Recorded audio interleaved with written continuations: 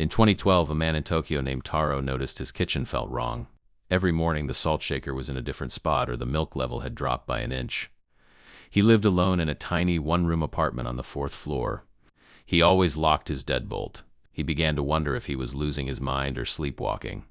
To catch the thief, Taro installed a motion-activated camera hidden behind a stack of books. That night, he stayed at a friend's house and monitored the feed on his phone. At exactly 2:14 a.m., the camera clicked on.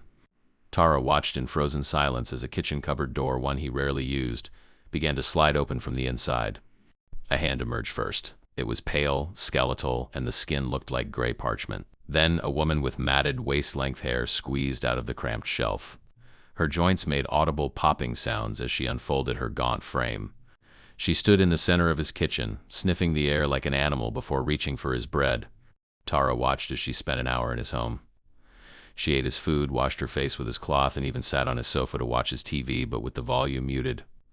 Before the sun rose, she crawled back into the cupboard and pulled it shut. Taro called the police immediately, screaming that a stranger was hiding in his walls.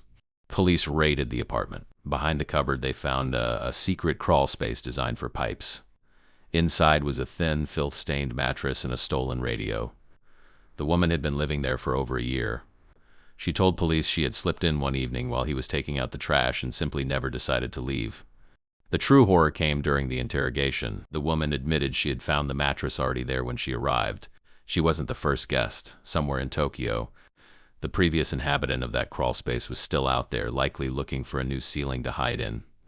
Taro moved out that day and never lived alone again. As the police processed the scene, they discovered a small hole drilled through the ceiling of the crawl space directly above Taro's bed.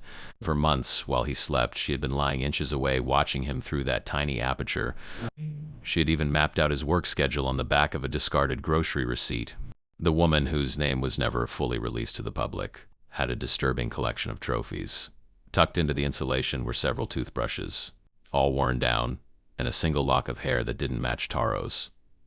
When asked about the hair, she simply smiled and whispered, "The one before me left it as a gift."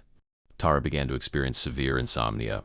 He moved to a modern apartment with no crawl spaces or large cupboards, but the psychological damage was done. Every time he heard a house settle or a pipe clank, he would shine a flashlight at the ceiling vents, convinced he saw the glint of a human eye peering back at him. One night in his new home, Taro found a small, damp smudge on his pillow that smelled of old earth and unwashed skin. He looked up, but the ceiling was solid concrete. Then he realized the smell wasn't coming from above. It was coming from underneath his bed. He slowly reached down, his hand trembling as he felt for the floor. His fingers brushed against something cold and leathery. A soft, raspy giggle echoed in the silent room. "You moved," a voice croaked from the darkness beneath the mattress. "But I followed the smell of your fear." Taro bolted from the room, never looking back, leaving every single one of his belongings behind for the shadow. The police found no one under the bed when they arrived, only a small, hand-drawn map of his new neighborhood. To this day, Taro lives in a high-security hotel, changing rooms every night. He knows that somewhere in the city, someone is waiting for him to get comfortable enough to stop looking under the furniture.